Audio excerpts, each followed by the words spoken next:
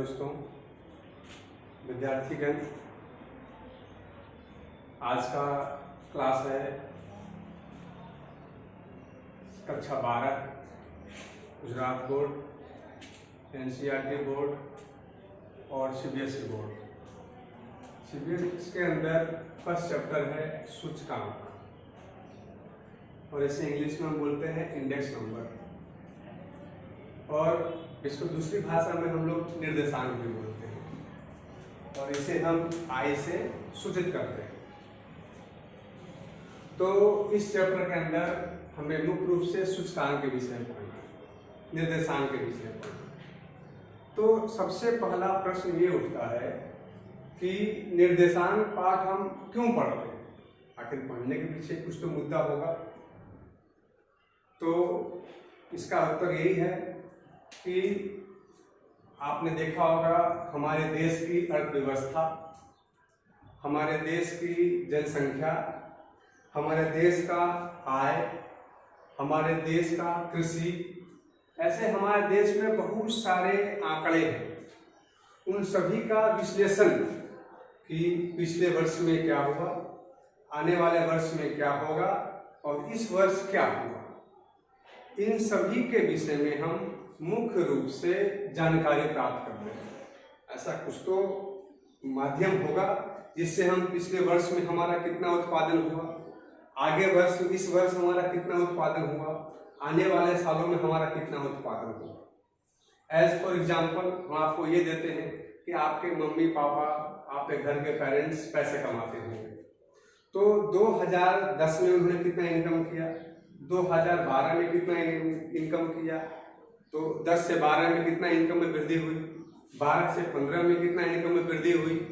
इस तरह से हम अनुपात ज्ञात करते हैं, इसकी तुलना करते हैं, पिछले वाले से और नए वाले से क्या करते हैं, तुलना करते हैं। और तुलना करने से हमें प्राप्त होता है कि हमारे आय में वृद्धि हुई या कमी हुई।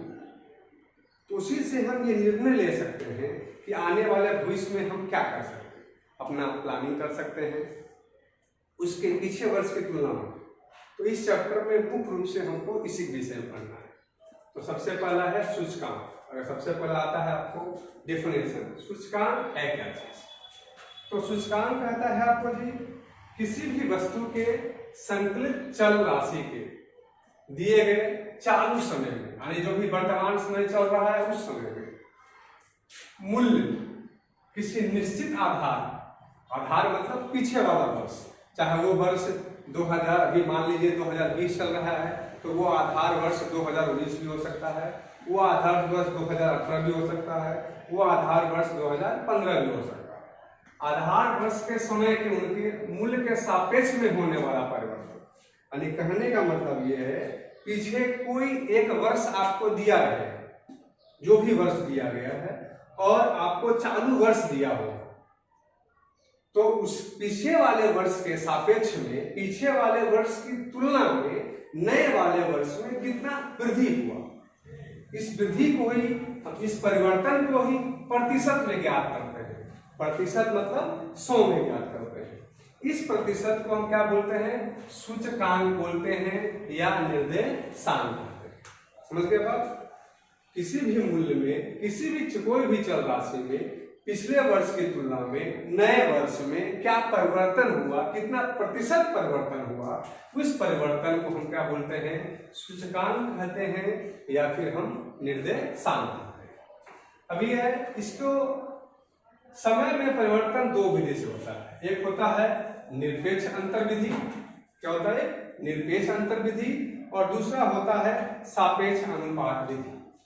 जब भी इसका जो हम अंतर ज्ञात करते हैं तो इसका अंतर ज्ञात करने के लिए दो विधि का प्रयोग करते हैं। एक करते हैं हम लोग निरपेक्ष विधि, निरपेक्ष अंतर विधि, और दूसरा करते हैं सापेक्ष विधि।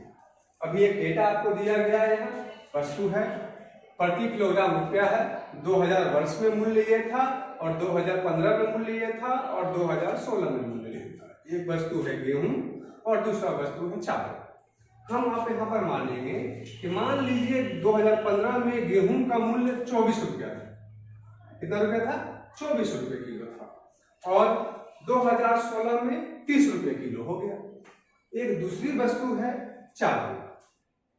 ये 2015 में मूल्य था 40 रुपया और हो कितना गया 46 रुपया। ठीक है, तो सबसे पहला विधि कहता है निरपेक्ष विधि। निरपेक्ष विधि का मतलब होता है दोनों में हम डिफरेंस ज्ञात करते हैं, दोनों में हम अंतर ज्ञात करते हैं। तो इसमें अंतर क्या हुआ आपको, पहले मूल्य था 24 रुपया और 2016 में हो गया 30 रुपया, यानी वृद्धि कितना हुआ 6 रुपये का वृद्धि हुआ। पर फिर यहाँ पर आपको दिया हुआ है चावल के मूल्य में, चावल के मूल्य में पहले क्या था 40 रुपया और हो कितना गया आपको 46 रुपया, यानी वृद्धि कितना हो गया 6 रुपया। तो सापेक्ष आपको दिया गया है निरपेक्ष अंतर विधि। ये जो विधि आपको दिया गया है आपको निरपेक्ष अंतर विधि के माध्यम से।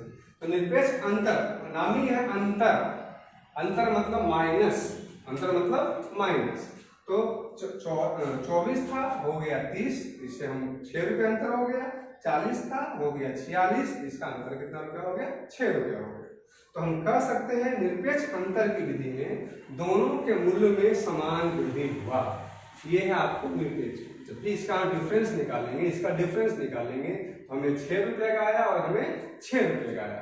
तो हम कह सकते हैं अगर निरपेक्ष अंतर में कहा जाए तो दोनों वस्तुओं के मूल्यों में समान वृद्धि हुआ। उसके बाद आपको आता है सापेक्ष अनुपात। नाम से ही पता चलता है अनुपात।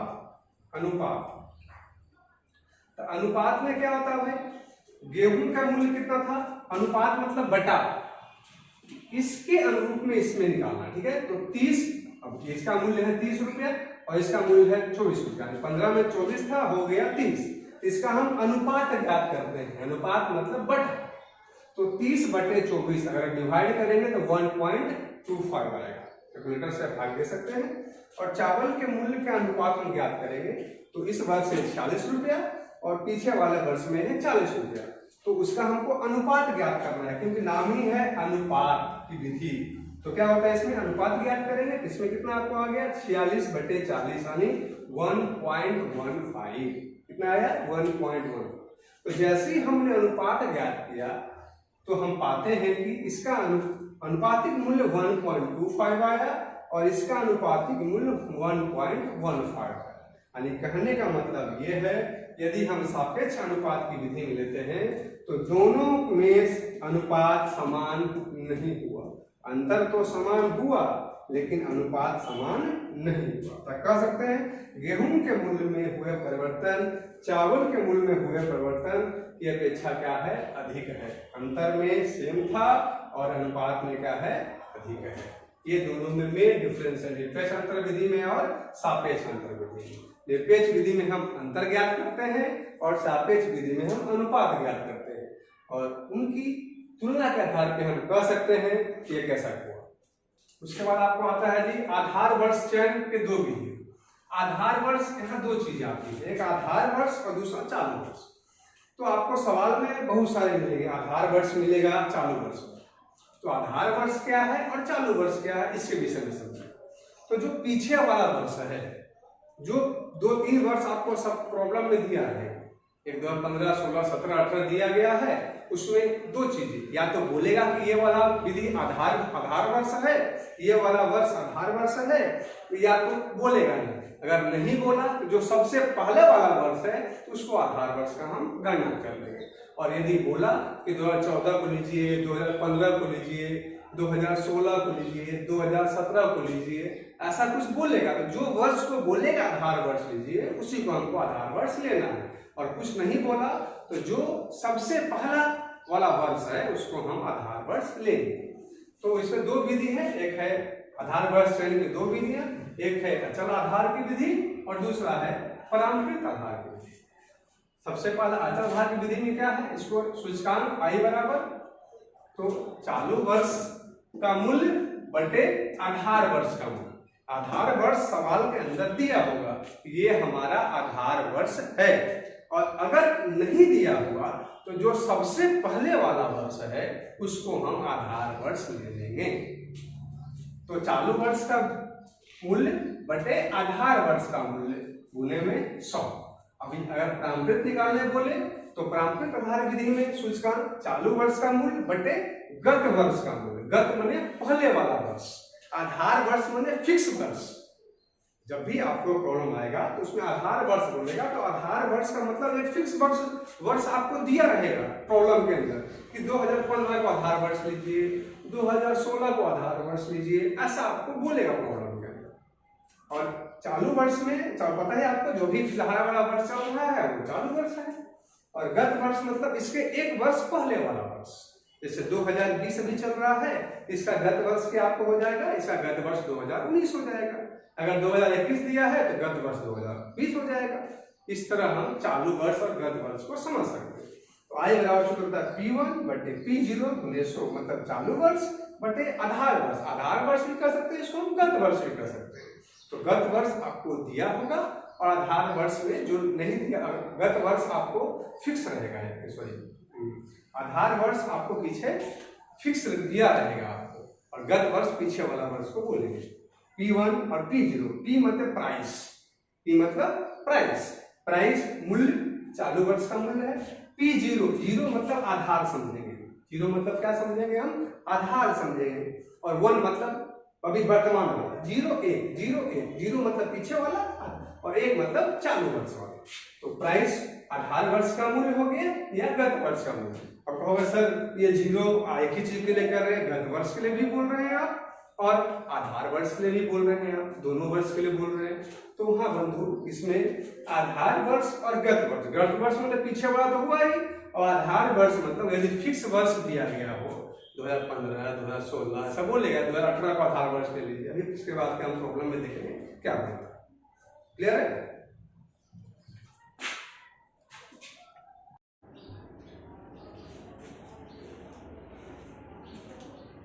चलिए आइए मेरे दोस्तों, सबसे पहले हम सूचकांक चैप्टर नंबर 1.1 का फर्स्ट प्रॉब्लम पढ़ेंगे।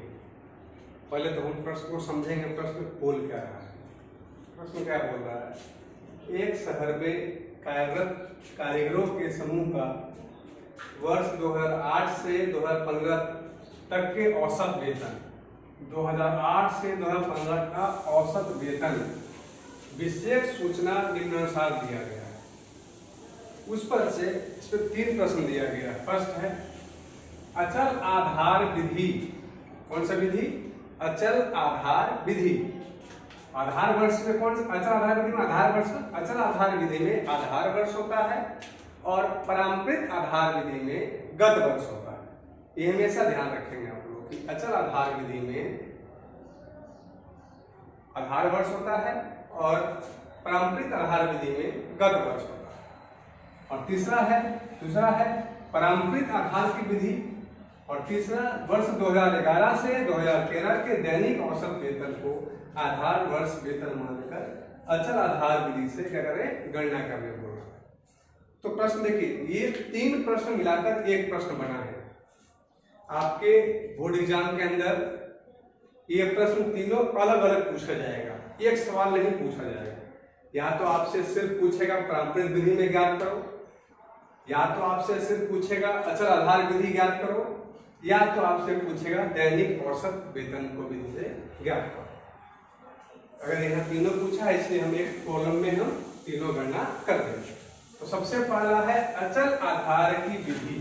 तो अचल आधार विधि का सूत्र हमने क्या पढ़ा था?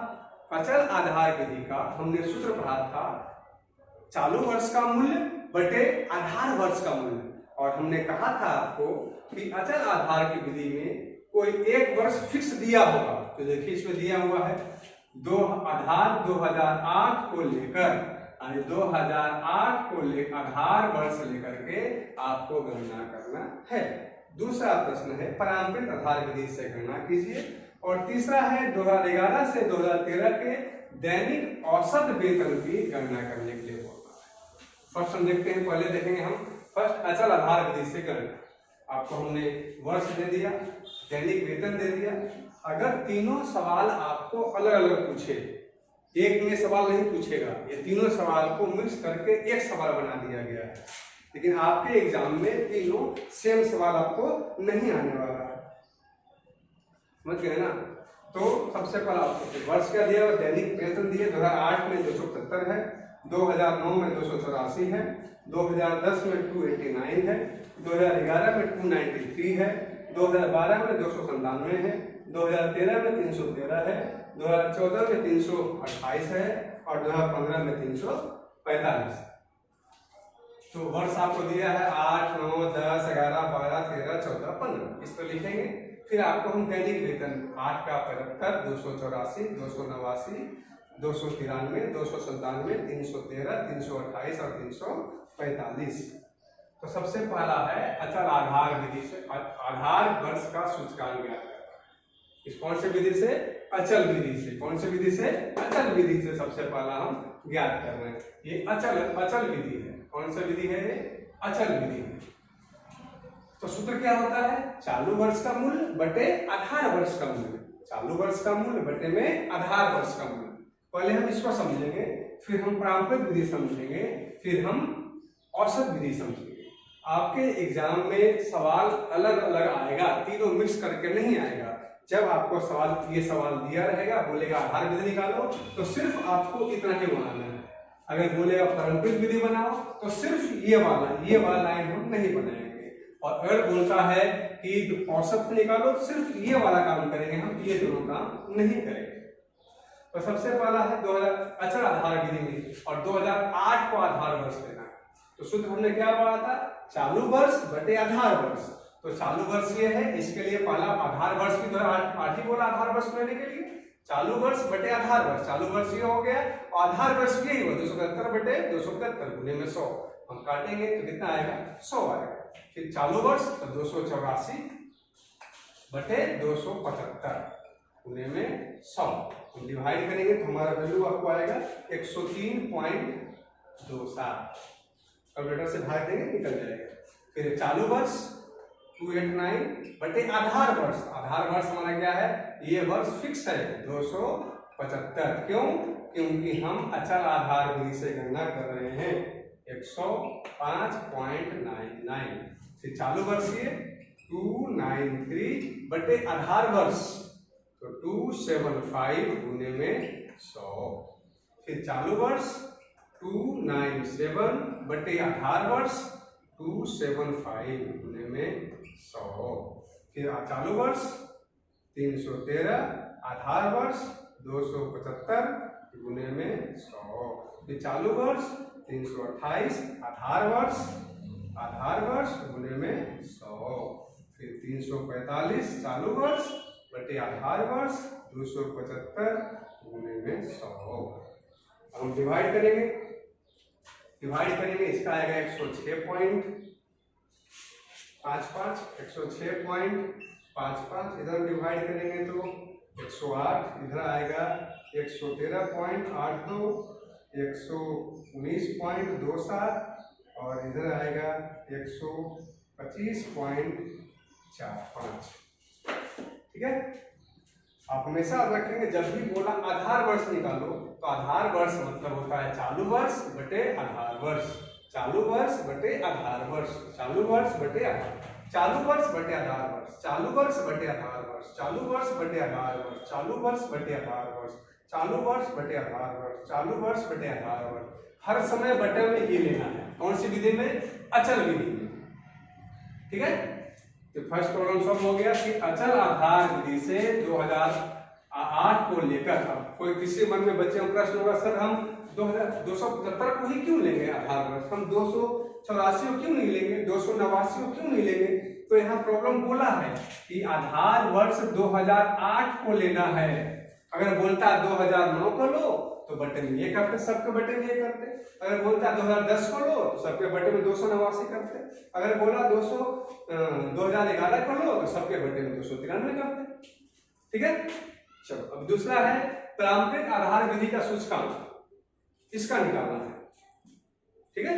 तो इसमें सूत्र क्या बोलता है? चालू वर्ष बटे गत वर्ष, चालू वर्ष बटे गत वर्ष, चालू वर्ष बटे गत वर्ष गुने में 100। तो चालू वर्ष ये है, गत वर्ष इसके भी वही गुने में 100 हो गया। चालू वर्ष ये हो गया 284 और गत वर्ष क्या हो गया 275 गुने में 100। डिवाइड करेंगे आपको कितना आएगा भाई? 103.27, 103.27। फिर 289 चालू वर्ष बटे गत वर्ष, तो 289 बटे 284 गुने में 100। डिवाइड करेंगे कितना आपको आएगा 101.3 चालू वर्ष बटे गत वर्ष 293/289 गुणे में 100 चालू वर्ष बटे गत वर्ष 297/293 गुणे 100 चालू वर्ष बटे गत वर्ष चालू वर्ष बटे में गत वर्ष गुणे में 100 चालू वर्ष बटे गत वर्ष 328 बटे में 313 गुणे 100 चालू वर्ष बटे गत वर्ष 345 बटे 328 गुणे में 100 डिवाइड करेंगे कितना आएगा आपको डिवाइड करेंगे 101.38 101.27 सॉरी 76 इसमें आएगा इसमें 101.38 इधर 101.37 इधर 139 104.79 105.18 ठीक है। आपको अगर सही आपने कहा फिर दिया तो भाई मैं जल्दी होने के वीडियो लंबा ना बन जाए इसलिए हमने आंसर दिया। आप कैलकुलेटर से इसको डिवाइड करेंगे 100 से गुना करें इसको इससे डिवाइड करेंगे 100 से गुना करें इसको इससे डिवाइड करेंगे 100 से गुना करें आपके पास कैलकुलेटर होगा 28 तो है दवाइए गुना कीजिए आपको आंसर है। अब उसके बाद क्या है थर्ड तीसरा ये भी हो गया पारंपरिक विधि भी हो गया इसे हम बोलेंगे पारंपरिक विधि चालू वर्ष बटे गत वर्ष। अब ये तीसरा सवाल है 2011 से 2013 के दैनिक औसत वेतन 2011 से 2013 का औसत क्या बोल रहा है औसत निकालने बोल रहा है। तो औसत में समझते ही हैं जितना संख्या बटे जितना संख्या है उतना संख्या का योग बटे उतना संख्या। तो 2011 से 2013 तो 2011 यहाँ हो गया और 2013 यहाँ एक वर्ष 2 वर्ष 3 वर्ष सवाल है 2011 से 2013 के दैनिक औसत वेतन का औसत ज्ञात करने बोल रहा है और उसको क्या करना है उसको आधार वर्ष लेना है इसको लेना है उसको आधार वर्ष तो तीनों के औसत को आधार वर्ष लेना है। तो औसत हम क्या करेंगे 2011 से 2013 का औसत कितना हो गया आपको 2011 में ये हो गया 12 में ये हो गया 13 में ये हो गया। अब 3 वर्ष है इसलिए 3 से भाग करेंगे। अगर बोलेगा 2 वर्ष का औसत निकाल लो तो दोनों को जोड़ के 2 से भाग देंगे। बोलेगा 4 वर्ष का औसत निकाल लो तो 4 को जोड़ के 2 से 4 से चारों को जोड़ के 4 से डिवाइड करेंगे। ये डिफरेंट है यहाँ पे बोला है 3 वर्ष कितना वर्ष बोला है 11 12 और 13। सवाल में कभी 2 वर्ष ही बोल सकता है सवाल में कभी 3 वर्ष ही बोल सकता है समझ रहे ना। तो सवाल के अंदर बोला है 3 वर्ष तो पहले हम औसत निकालेंगे तीनों को जोड़ देंगे जो वर्ष बोलेंगे ये वर्ष और ये वर्ष तीनों को जोड़ देंगे 3 से डिवाइड करेंगे 3 से भाग हम इसलिए देंगे क्योंकि ये औसत निकालना है। 3 वर्ष का औसत बोले मतलब 3 से भाग दो 2 वर्ष का औसत बोले मतलब 2 से भाग दो 4 वर्ष का औसत बोले मतलब 4 से भाग दो। तो 3 वर्ष का बोला है 3 से भाग दिए तीनों को जोड़ दिए 903 बटे 3 301 हो गया यानी हर एक के बटे में अब 301 लेंगे। चालू वर्ष बटे औसत वर्ष इसमें बोल रहा है कि इसका औसत को आधार वर्ष लेना है। तो चालू वर्ष तो ये हो गया औसत वर्ष ये हो गया फिर चालू वर्ष हो गया ये 284 बटे में औसत हो गया 301 और गुणे में 100 फिर चालू वर्ष हो गया ये 289 बटे औसत वर्ष में 301 गुणे में 100 चालू वर्ष हो गया 297 बटे में 301 गुणे में 100 चालू वर्ष हो गया 297 301 100 चालू हो गया 313 301 बटे में 100 चालू वर्ष हो गया 328 बटे 301 गुणे 100 फिर 345 बटे 301 गुणे में 100 ठीक है।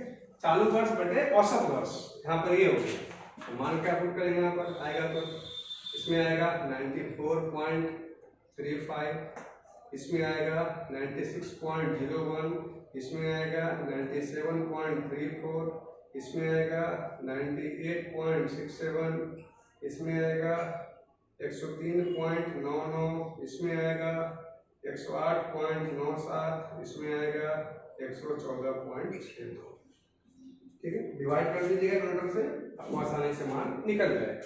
फिर से एक बार रिपीट कर दे रहा हूँ, इसमें 3 विधि बोल रहा है, ठीक है, क्या बोल रहा है, 3 विधि बोल रहा है। पहला बोला अचल आधार विधि से ज्ञात करो, सिंपल। पहला क्या बोला, अचल आधार विधि से ज्ञात करो। अचल विधि में करेंगे चालू वर्ष बटे आधार वर्ष, आधार वर्ष को 1 वर्ष दिया रहेगा, 1900 सब में, चालू वर्ष बटे आधार वर्ष 1900 कर लेंगे। दूसरा बोला है पारंपरिक विधि से ज्ञात करो, पारंपरिक विधि में चालू वर्ष बटे गत वर्ष, चालू वर्ष बटे गत वर्ष, गत माने पहले वाला वर्ष, चालू वर्ष बटे गत वर्ष 1900, चालू वर्ष बटे गत वर्ष 1900, चालू बटे गत 1900। तीसरा बोला है औसत विधि से निकालो, औसत मतलब अगर 2 का औसत बोले निकालने के लिए सवाल में ऐसा बोलेगा, पढ़ना औसत 2011 से 2013 के दैनिक औसत को, 3 वर्ष का बोला है तो तीनों वर्ष को जोड़ दो, 3 से डिवाइड कर दो, बटे 3 कर दो, जो आंसर आएगा उसको सबसे भाग देना है। तो सबका आंसर आया था 3 वर्ष का, इसलिए 3 से 2 वर्ष का, इसलिए 2 से भाग देना है। अगर 4 वर्ष का बोलेगा तो 4 से भाग देंगे। ओके, क्लियर है? एक बार आप इसको आप आसानी से लिख सकते हैं, पूरा प्रॉब्लम है। स्क्रीनशॉट इच्छा है तो स्क्रीनशॉट ले लीजिए।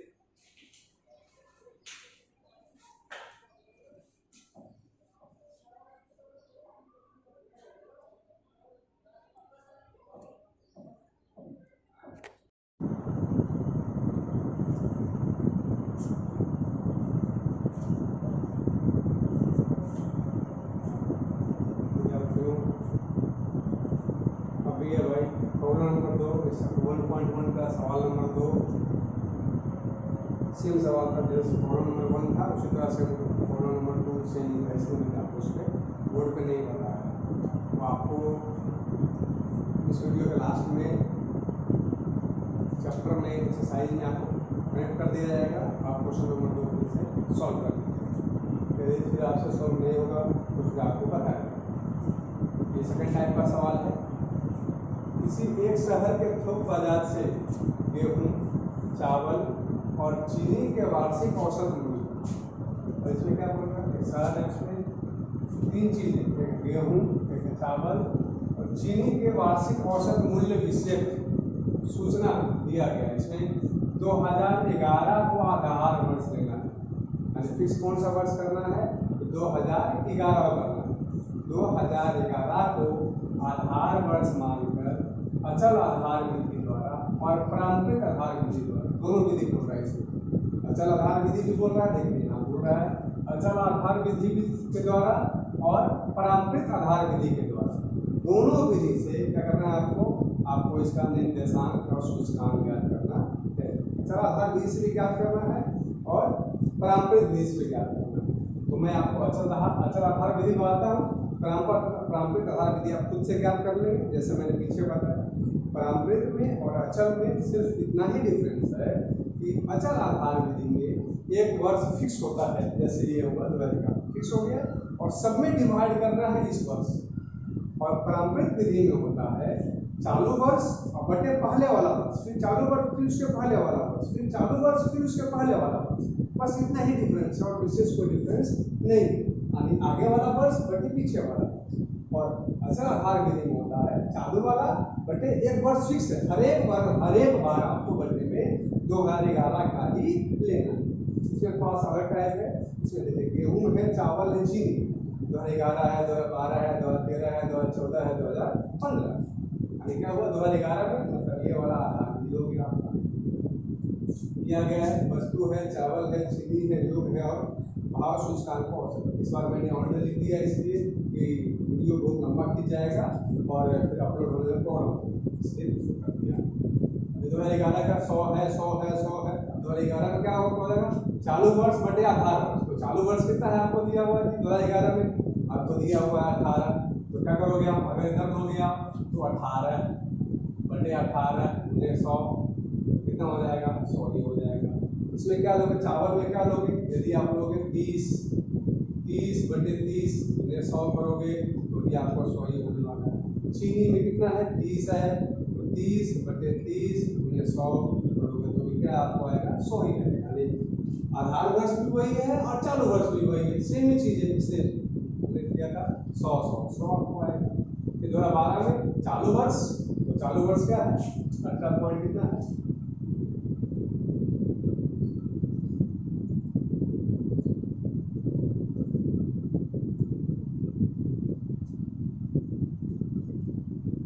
मिस्टेक है 18.5, ठीक है, सुधार लीजिएगा। चलो अभी क्या है इसमें आधार वर्ष भी निकालना है, इसका निकालना है 18.50 बटे में 18, क्योंकि सबका वर्ष से फिक्स है, ये बटे ये गुणे 100, 13 में ये बटे ये गुणे 100, ये बटे ये गुणे 100, ये बटे ये गुणे 100, फिर इसी में करेंगे ये बटे ये गुणे 100, ये बटे ये बटे में इसलिए लेंगे क्योंकि 2011 बोला है, तो ये बटे ये गुणे 100, ये बटे ये गुणे 100, ये बटे ये गुणे 100, इस वर्ष में ये बटे ये गुणे 100, ये बटे ये गुणे 100, ये बटे ये गुणे 100, ये बटे ये गुणे 100, क्योंकि 2011 को आदर्श वर्ष आधार वर्ष बोला। तो देखिए 109 108.5 बटे 18 गुणे 100, फिर 100 इतना आगे भाग देंगे तो 36 बटे 30 गुणे 100 120 हो गया, 31 बटे 30 गुणे 100 103.33 हो गया, ठीक है। अब इधर 108.9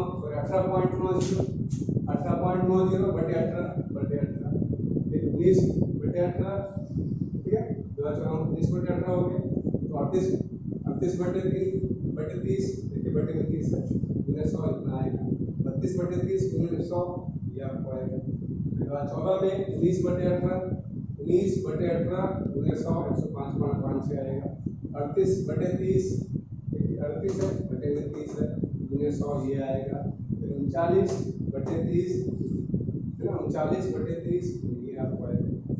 फिर क्या चीनी वाले मूल में करेंगे 31 बटे 30 32 बटे 30 34 बटे 30 36 बटे 30 करते जाएंगे और सब में इतना 100 ठीक है। अब इसमें क्या बोला चाहिए और वस्तुओं का मूल्य का सूचकांक ज्ञात करने बोल रहा है, ठीक है, तीनों वस्तुओं का एक साथ तीनों वस्तुओं का निकालने के लिए बोल रहा है। तो इसके पहले वाले मूल्य में सभी को अलग निकालना हुआ था, अभी क्या बोल रहा है वार्षिक, यहाँ इसका और देखिए यहाँ लिखा हुआ है वार्षिक औसत मूल्य क्या निकालना है, वार्षिक औसत मूल्य हमको निकालना है। वार्षिक औसत मूल्य ऐसा बोल रहा है तो सबका योग करेंगे, जितना है सबका योग कर दिए और कितने औसत निकलेंगे बोल रहा है वार्षिक औसत, ध्यान दीजिए औसत मतलब फिर वही बात जितना संख्या का औसत निकालना है वो बटे जितना संख्या है वो 100 बटे में 100 ने 300 है 1 2 3 वस्तु है तो 100 आ गया, इतना 1 2 3 वस्तु है बटे 3 बन गया। क्यों? क्योंकि सवाल में कहा है कि वार्षिक औसत हमको ज्ञात करना है, क्या करना है वार्षिक औसत ज्ञात करना है, इतना बटे 1 2 3 वस्तु है 3 गुणे 100 इतना है 3 गुणे 100 इतना है, सवाल ही बोला है वार्षिक औसत, लेकिन इससे पहले वाला सवाल क्वेश्चन नंबर 1 में वार्षिक औसत की बात नहीं कहा था, इसलिए हम उसको ज्ञात नहीं किए।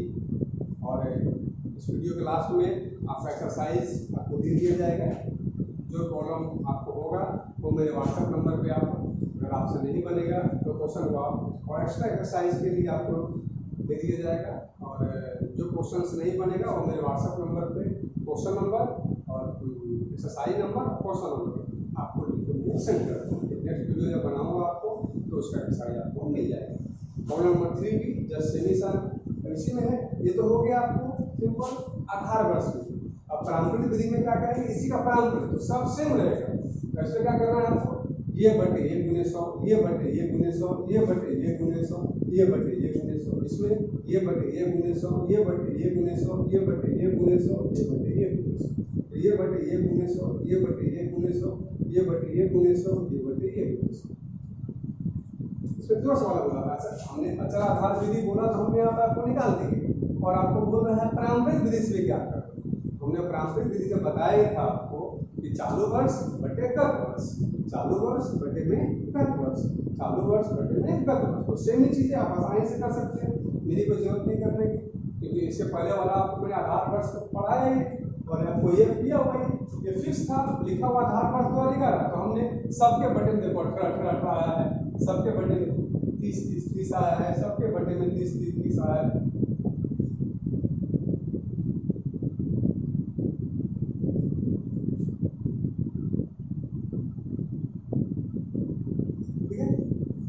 पारंपरिक विधि में कहना करना ही है, ये बटे ये गुणे 100, ये बटे ये गुणे 100, आपको आसानी से निकल जाएगा। आप स्क्रीनशॉट ले सकते हैं। नहीं समझ में आया तो फिर आप मुझे व्हाट्सअप कर सकते हो समझ सकते हो। धन्यवाद।